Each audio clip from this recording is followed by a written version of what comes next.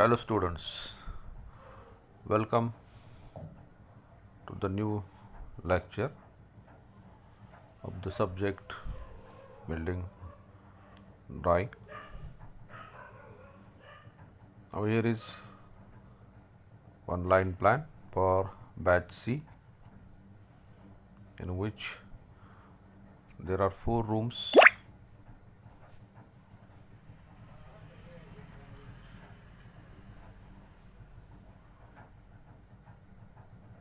The size of rooms are given. So kitchen and dining 3.5 into 5.2, bedroom 3.5 into 4, veranda 1.5 meter wide. Then bedroom number 2 4 by 3, bathroom 2.1 into 1.2 and WC 1.2 into 1, and hall is of size 4 into 5 meter. तर मित्रांनो, हा line plan तुम्हाला develop करायचा आहे किंवा submission drawing या शीटचं काढायचं आहे for batch C. There are data given to you which is required to develop or to draw a submission drawing. So schedule of doors windows मध्ये मी फक्त साइजेस दिले तुम्हाला.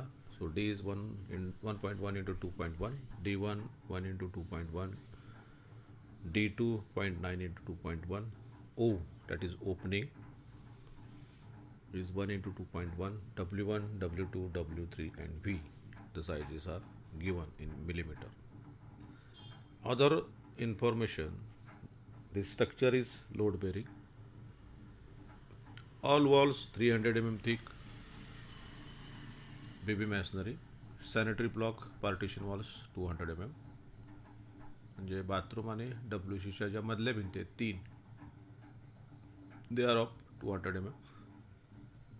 The height of bottom of slab to flooring is 3.1 meter and plinth height is 500 mm. Slab thickness 140 mm, slab projection 150 mm and छज्जा 450. आणि याचाच एक typical cross section तुम्हाला दिलेला आहे, जो तुम्हाला या प्लॅनमध्ये जेव्हा आपण सेक्शन लाईन घेणार त्या सेक्शन लाईनचं फाउंडेशन दाखवण्यासाठी त्याचा उपयोग तुम्हाला होऊ शकतो. So 500 is a plinth level, 300 mm superstructure, 100 mm DPC at plinth level. The plinth level width of masonry, user masonry 450, below 650 and width of excavation is 800 and thickness of bed concrete is 150 mm. तर हा data घेऊन तुम्हाला ती sheet काढायची आहे. Batch दुसऱ्या बॅचसाठी हा problem आहे. So this is for batch A. The problem is same. इथं पण hall, kitchen, 2 bedroom, toilet block. The data is somewhat different than batch C. And then again this is one more plan in which the details are given as usual. तर या तिन्ही बॅचनं याप्रमाणे submission drawing करायचं. So what is the content of submission drawing? So it is required for getting sanction from a competent authority. ते बांधकाम करण्यापूर्वी बांधकाम परमिशन घेण्यासाठी आपण जे ड्रॉइंग सबमिट करतो that drawing is called as submission drawing. The part of submission drawing are 1. The plan. Now plan of ground floor is here because we are planning for single floor. If you are going more than one, then plans for all floors. समजा आपण 2 मजली, 3 मजली, 4 मजली इमारत बांधत असो तर त्या 4ही मजल्यांचा प्लॅन तुमच्या त्या सँक्शन प्लॅनपासून असणं अपेक्षित आहे. Then the elevation, so front elevation is there.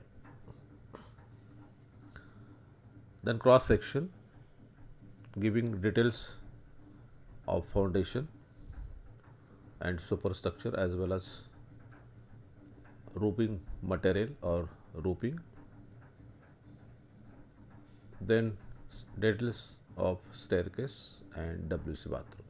म्हणजे तुमचा जो सेक्शन जाणार तो क्रॉस सेक्शन शक्यतो सॅनिटरी ब्लॉकमधनं किंवा जिन्यामधनं जाणं अपेक्षित आहे.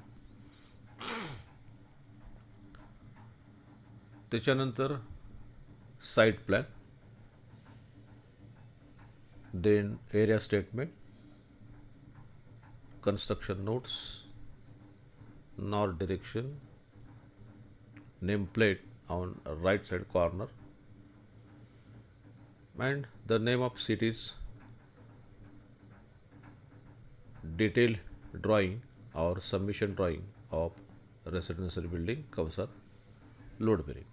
तर असा त्याचा साधारणपणे ठोकताळा किंवा या पद्धतीने मी ड्रॉइंग काढायचं. आता तिन्ही बॅचला दिलेले जे 3 प्रॉब्लेम्स आहेत, लाईन प्लॅन्स आहेत, दे आर नॉट मॅन्डेटरी. म्हणजे ह्याच्याप्रमाणेच ड्रॉइंग काढायला पाहिजे असं नाही आहे, पण गाईडलाईन म्हणून किंवा हाच प्लॅन तुम्ही जर डेव्हलप केला तरीसुद्धा चालू शकतो, किंवा ह्याच्यामध्ये बदल करून तुम्ही स्वतःच्या डोक्यानं जर प्लॅन केला आणि त्याचं ड्रॉइंग जर काढलं तर दॅट इज ऑल्सो ॲक्सेप्टेबल. तर आता आपण आजच्या लेक्चरमध्ये काय बघणार आहोत, तर सबमिशन ड्रॉइंगमध्ये जे आपण ड्रॉइंग दाखवतो किंवा ड्रॉइंग काढतो त्याच्यामध्ये मगाशी मी ज्या गोष्टी सांगितल्या, plan, elevation, section, site plan, area statement, block diagram, construction notes, etcetera etcetera, schedule of doors, windows, how to fit all this material, what scale is used for submission drawing or the drawings in submission drawing. तर त्याच्याबद्दल आपण माहिती घेणार आहोत. तर ते घेत असताना now here is the set of drawing in which all the details are given. So this is the typical plan of a residential building. या ठिकाणी सुद्धा मगाशी जसं तुम्ही प्लॅनमध्ये बघितला त्याच पद्धतीनं 2 bedroom, hall, toilet block, kitchen किंवा किचन कम डायनिंग अशा पद्धतीचंच ड्रॉइंग आहे. आणि this is also a load bearing structure where all wall thicknesses are 300 mm width and in BB masonry, while partition walls are 200 mm. The scale taken here is 1:50. तर तुम्ही एकाच 50 या स्केलनं का काढायचं आहे. So this is your first seat. आणि 1:100 जेव्हा आपण स्केल करतो त्यावेळी थोडंसं छोटं होतं ते. फॉर एक्झाम्पल 0.3 मीटरची वॉल दाखवताना तुम्हाला 3 mm ची वॉल दाखवायला लागणार आणि 200 mm ची दाखवताना 2 mm दाखवावं लागणार. So it is somewhat difficult to understand आणि त्याच्यामुळे तुम्ही 1:50 स्केलनं हे ड्रॉइंग काढायचं आहे. तर प्लॅनमध्ये, लाईन प्लॅनमध्ये जे डायमेन्शन्स दिलेले आहेत तेच डायमेन्शन्स इथं रिपीट होतात. फॉर एक्झाम्पल बेडरूमचा साईज 4 मीटर बाय 37 आहे, तो लाईन प्लॅनमध्ये तेवढाच असतात. So those dimensions indicated in line plans are clear inner dimensions excluding your wall thickness. म्हणजे तुमच्या वॉल थिकनेससाठी त्या रूमच्या साईजमध्ये कुठलेही कर्टलमेंट किंवा चेंजेस करायचे नाही आहेत. जे सायझेस दिलेले आहेत त्याच सायझेसप्रमाणे त्या रूम्स असणं अपेक्षित आहे. So this is first criteria how to develop. So for development of plan from line plan you start from left side bottom corner. म्हणजे या कॉर्नरला तुम्ही जर सुरुवात केली ड्रॉइंग काढायला, so it easy and very convenient. For example आता समोर जे टेबलावरती तुमच्या मोबाईलवरती जो प्लॅन दिसतो तुम्हाला, या कॉर्नरला आपण स्टार्ट केलं तर साईड मार्जिन सोडून आपल्याला ड्रॉइंगच्या भोवती जेवढी जागा लागणार आहे तेवढी सोडून आपण दोन parallel line at a distance of 0.6 metre, 0.6 means 0.3 metre actual, दोन ड्रॉईंग लाईन्स काढायचे आहेत आणि परत बॉटमला दोन त्याला परपेंडिक्युलर लाईन काढलं की आपलं काम स्टार्ट झालं. ड्रॉईंग काढत असताना एक बेसिकली गोष्ट लक्षात ठेवायची. At the start of the drawing you should draw the lines as a construction lines, means they are only visible, not dark lines, जेणेकरून तुमच्या ड्रॉईंगवरती मिनिमम खाडाखोड होईल. म्हणजे इरेझरचा वापर मिनिमम तुम्हाला जर करायचा असेल तर तुम्हाला त्या लाईन्स तुमच्या डोळ्याला दिसतील इतपतच काढणं अपेक्षित आहे. For example, this to draw this line, you should calculate the total distance right from living room to bedroom, out to out. So what is it? So it is 300 plus 3,700 plus 1,200 plus 1,200 plus 4,500 plus 300 plus 300 plus 200 plus 300. So it's round about 12,000. म्हणजे 12 metre त्याचं अंतर आलं, म्हणजे 24 centimetre तुम्हाला त्या प्लॅनला जागा लागणार. म्हणजे अंदाजे तुम्ही ही जी कॉर्नरची लाईन आहे, पहिली लाईन, ती 24 सेंटीमीटर वरती जाईल. त्याच पद्धतीनं रुंदी जर आपण घेतली याची, so it's 4 metre plus 4 metre, so it's 8 metre, so 8.9 metre including 3 walls, म्हणजे 8.9 म्हणजे 9 मीटर आपण जर 9 दोन्ही 18 म्हणजे 18 सेंटीमीटर, म्हणजे 18 सेंटीमीटर बाय 24 सेंटीमीटरचा ब्लॉक तुम्हाला या प्लॅनसाठी लागणं अपेक्षित आहे किंवा तेवढ्या तुमचा प्लॅन हा बसतो. अशा पद्धतीनं या ड्रॉईंगची सुरुवात केला तर it is very easy to draw a developed plan.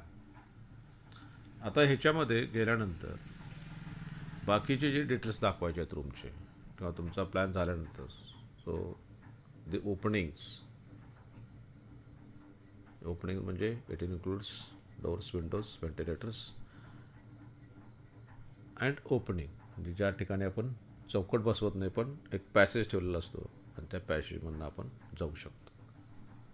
इथं या लिव्हिंग रूममधनं पुढं गेल्यानंतर जो दिसतो तुम्हाला WC टॉयलेट ब्लॉकच्या पॅसेजमध्ये जाणारा जो स्पेस आहे, त्या स्पेसच्या ठिकाणी फक्त ओपनिंग आहे आणि त्या ओपनिंगमधनं आपण मधल्या पॅसेजमध्ये जाऊ शकतो. दरवाजाची त्या ठिकाणी गरज नाही.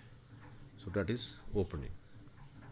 म्हणजे पहिल्यांदा ती प्रोव्हिजन तुम्हाला त्या प्लॅनमध्ये करायला पाहिजे. म्हणूनच ज्या लाईन्स आहेत त्या कन्स्ट्रक्शन लाईन्स या थोड्याशा नाजूक, जास्त खाडाखोड करावी लागून डार्क शक्यतो करू नका. दरवाजे एकदा झाले की वेदर दे आर डबल और सिंगल शटर याचा विचार करून तुम्हाला ते कुठल्या डायरेक्शनला उघडणार आहेत ते डायरेक्शन त्याच्यामध्ये दाखवणं गरजेचं आहे. इथं all the doors are single shutter आणि त्याच्यामुळे ते दरवाजा भिंतीला बरोबर लागलेला आहे आणि तो कुठल्या डायरेक्शननं ओपन होणार आहे ते डायरेक्शनसुद्धा तुम्हाला त्या पेन्सिलनं तुम्हाला त्या ठिकाणी दाखवलेलं पाहिजे. सर्क्युलर क्वार्टर सर्कल त्या ठिकाणी काढलेला आहे आणि त्याची डायरेक्शन त्या तुम्हाला दिसते. तर the next part of this plan is to locate the windows at a particular room. For example, here the size of living room is 4.00 to 4.5 meter, having 2 exterior walls. At the third wall, the entrance was there, so no window is provided. And here, 2 windows are provided exactly at the center of the wall.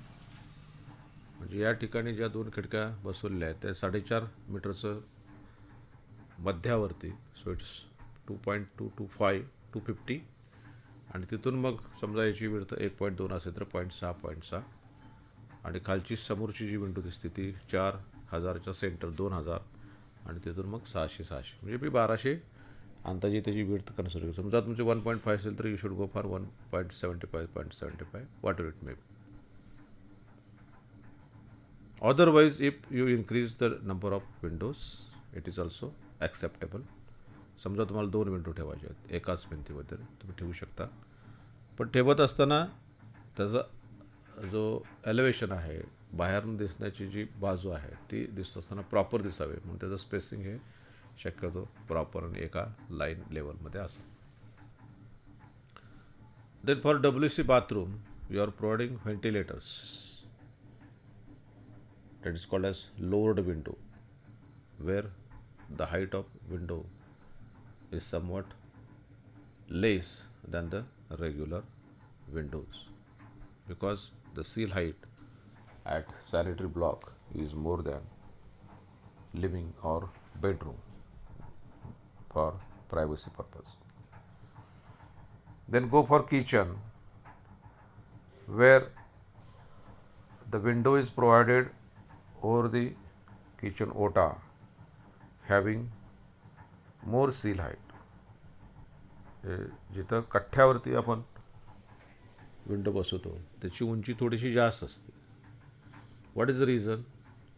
जर regular height घेतली आपण तर गॅसवरती कट्ट्यावरती आपण जो शेगडी ठेवणार आहे त्याला जर वारं लागलं तर तिथली फ्लेम विझण्याची शक्यता आहे, which cause an accident.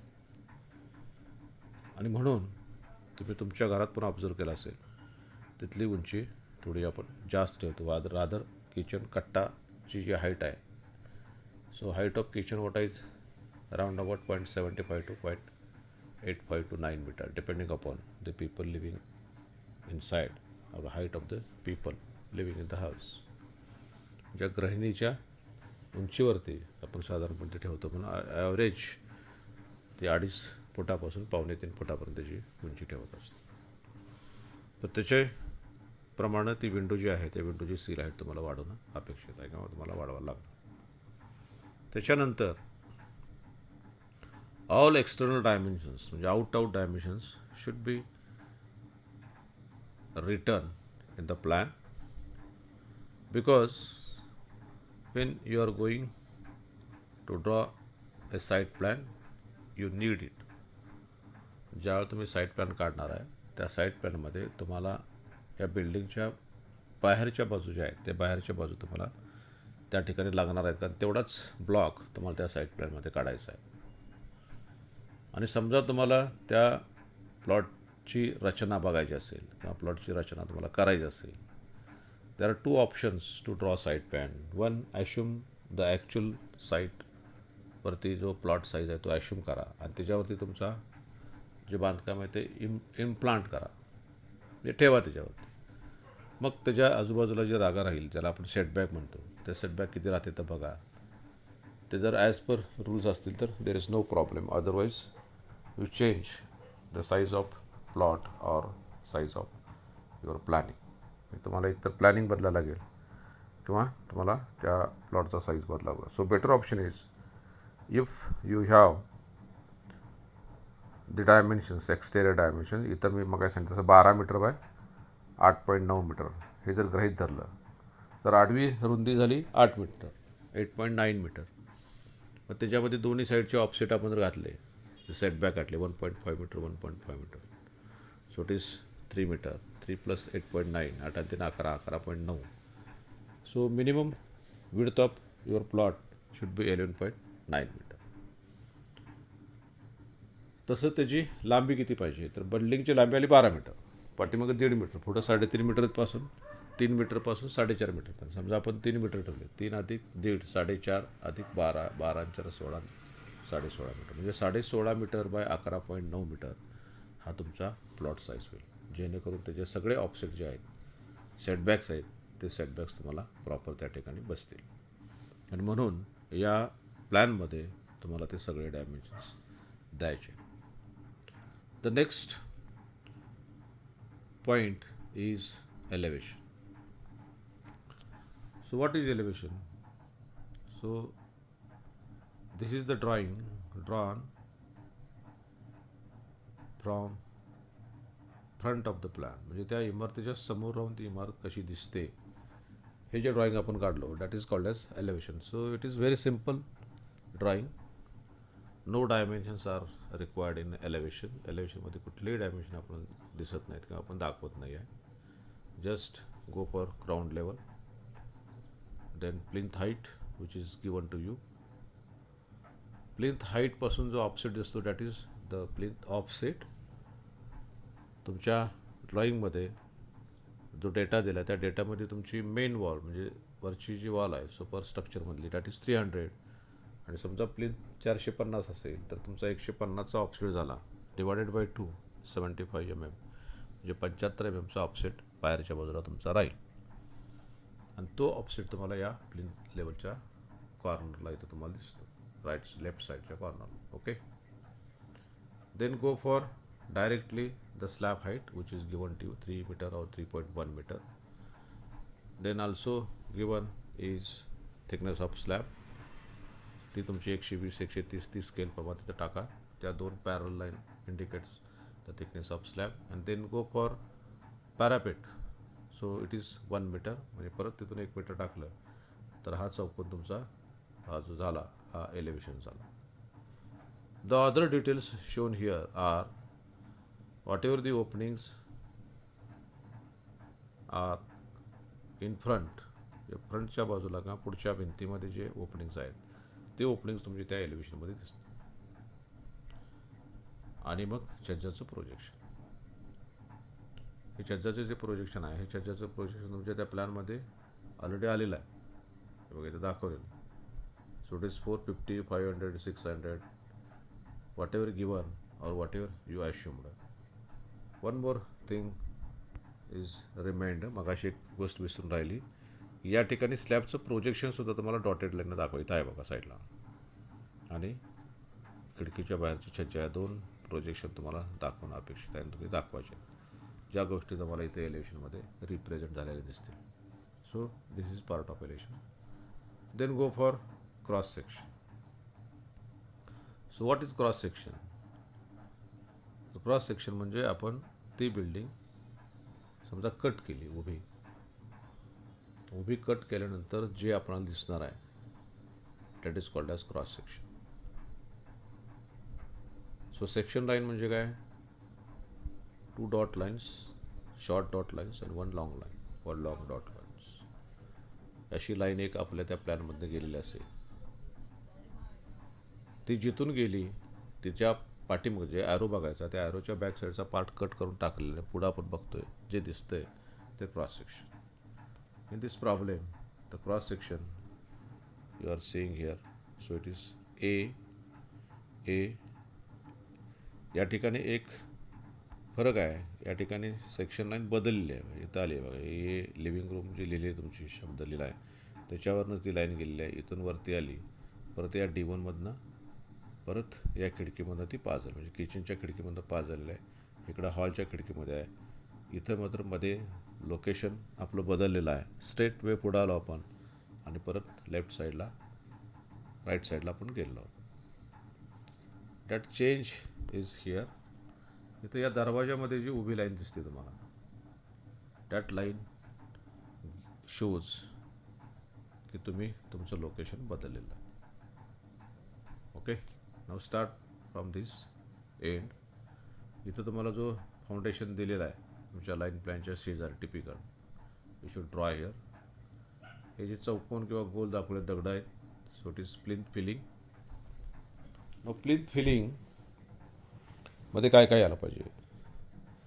So it's part of rubble soling, then मुरूम फिलिंग, देन बेड कॉन्क्रीट आणि मग त्याच्यावरती लाईम वॉटर आणि फरशी. आणि या सगळ्यांची बेरीज जेवढी तुमची प्लिंथ हाईट आहे त्याच्यामध्ये मॅच करायचं आहे. वेअर द डेप्थ ऑफ रबल फिलिंग इज ॲटलिस्ट 250 mm. म्हणजे रबल फिलिंग तुम्हाला दाखवायचं असेल तर त्याची उंची कमीत कमी 250 mm दाखवणं अपेक्षित आहे. त्याच्यानंतर हा DP शीट दाखवला आहे. देन इथं खाली जे दाखवलं आहे that is sill, window sill, then lintel, छज्जा प्रोजेक्शन, देन स्लॅबचं थिकनेस, स्लॅबचं प्रोजेक्शन आलं. त्याच्यावरती ही पॅरापेट वॉल आली आणि त्याच्यावरती ते कोपिंग आहे जे कॉन्क्रीटचा पार्ट आपण मारतो. कशासाठी?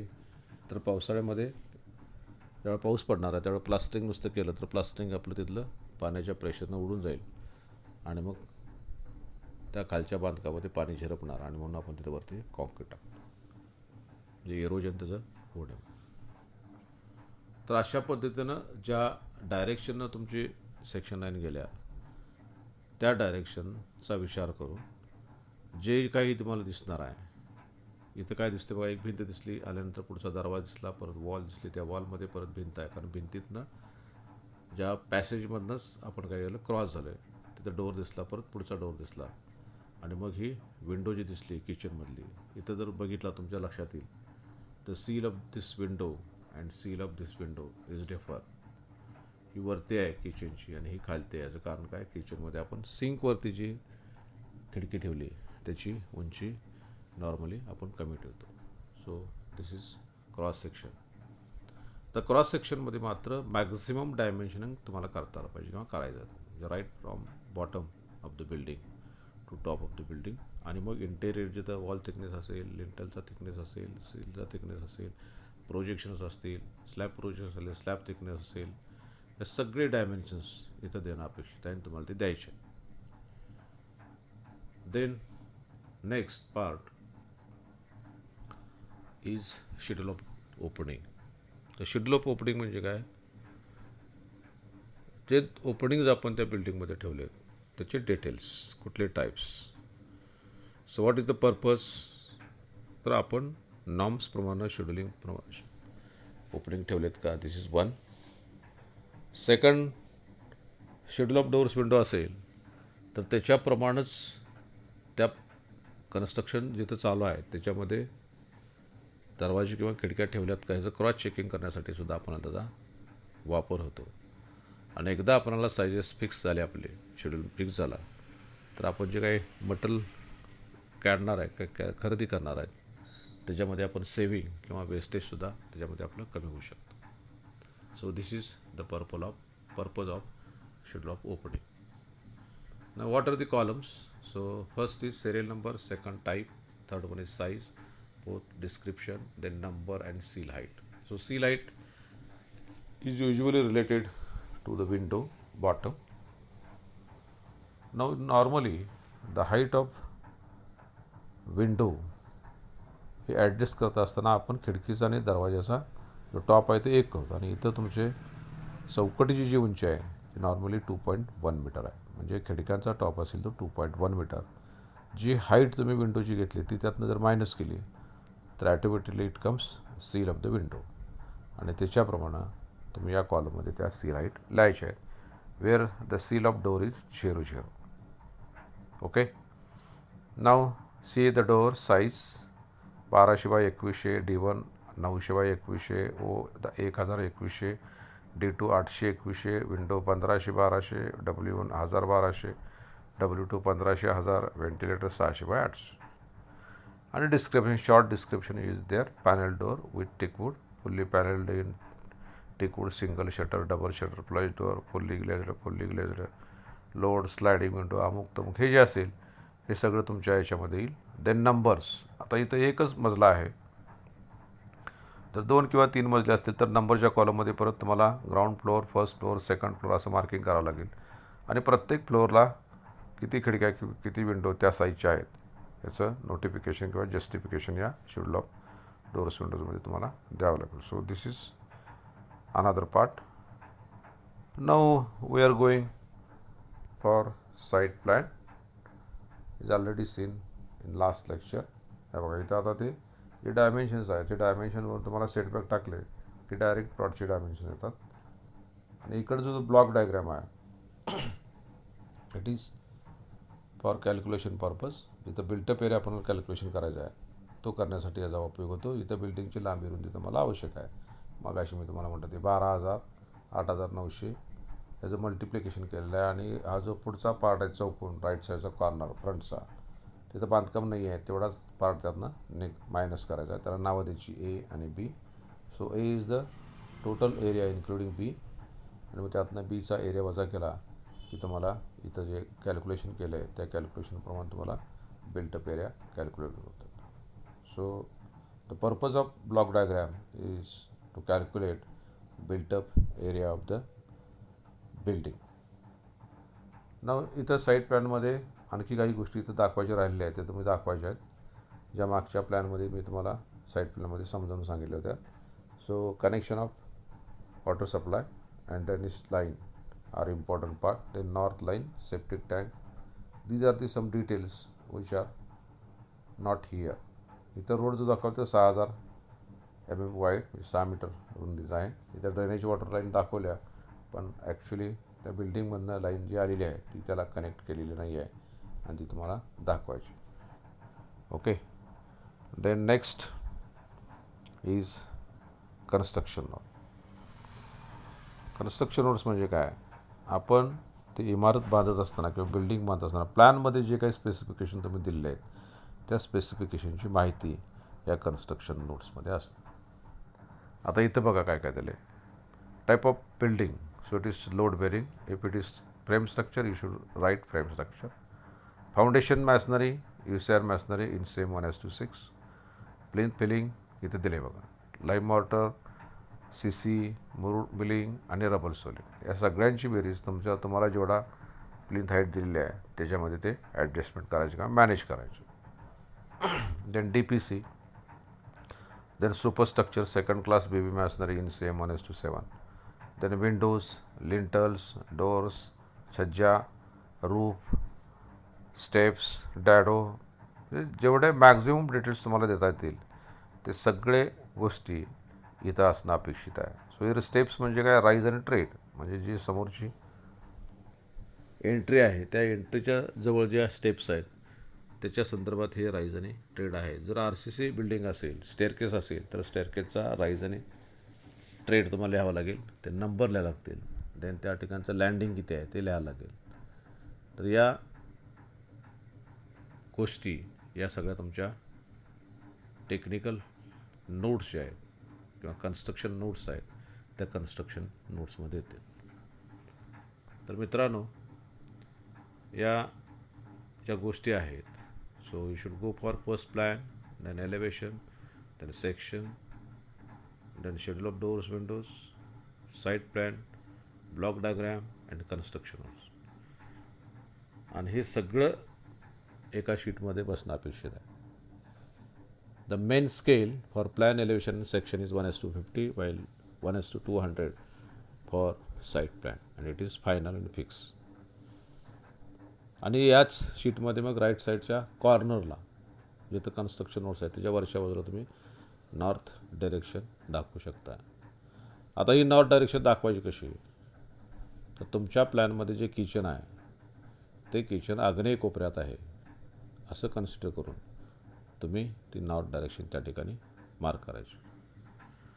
आय थिंक या लेक्चरचा तुम्हाला थोडासा उपयोग होईल आणि तुम्ही ती शीट काढू शकाल असं मला वाटतं. So it is urgent work. You should draw first sheet of perspective any 2 problems of 2 point perspective. पुस्तकातले किंवा तुम्ही स्वतः तयार करून सुद्धा ते प्रॉब्लेम काढू शकता. 2 प्रॉब्लेम काढायचे आहे. This is the second set. Within 2 to 3 days, I will give you another line plan for 3 different batches for frame structure.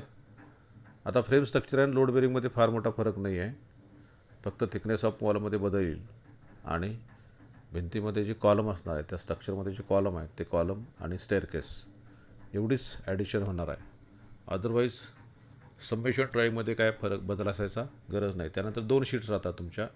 One is 2 storey RCC building आणि त्याचे details, that is working drawing, म्हणजे cross section of doors, windows. त्याच्यानंतर foundation plan. Foundation plan काढता असताना मात्र ह्या load बेरिंगचे structure आहे ह्याचं पण फाउंडेशन प्लॅन तुम्हाला काढायचं आहे आणि RCC बिल्डिंग जे आहे त्याचं पण फाउंडेशन प्लॅन काढायचं आहे. ऑलरेडी मागच्या सेमेस्टरमध्ये माझ्या मते फाउंडेशन प्लॅनबद्दल बऱ्यापैकी नॉलेज तुम्हाला आलेलं आहे. बऱ्यापैकी तुम्ही काढलेलं पण आहे. इथं ॲक्च्युअल तुम्ही हे काढणं अपेक्षित आहे. त्याच्यानंतर तुम्हाला दिलेले जे स्केचबुक आहे ते स्केचबुक कंप्लीट करून त्याची PDF फाईल बनवून ती मला व्हॉट्सअपवरती किंवा मी उद्या तुम्हाला मेल ID मध्ये देतो त्या मेल ID वरती विदिन 5 days हे पाठवायचं आहे. 2 शीट्स आणि स्केचबुक. इट इज मॅन्डेटरी, हे कंपल्सरी आहे आणि ह्याच्यावरच तुमचे इंटरनल मार्क्स फायनल होतील. त्यानंतरच्या ज्या 2 शीट्स आहेत त्या नेक्स्ट वीकमध्ये तुम्हाला दिल्या जातील आणि त्याही तुम्हाला लवकरात लवकर कंप्लीट करायचं.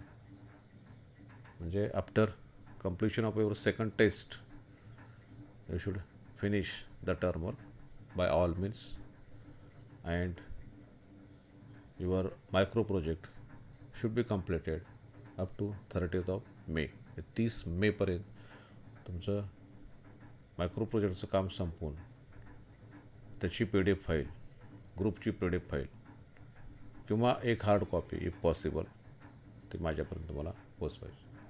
Okay, good bye.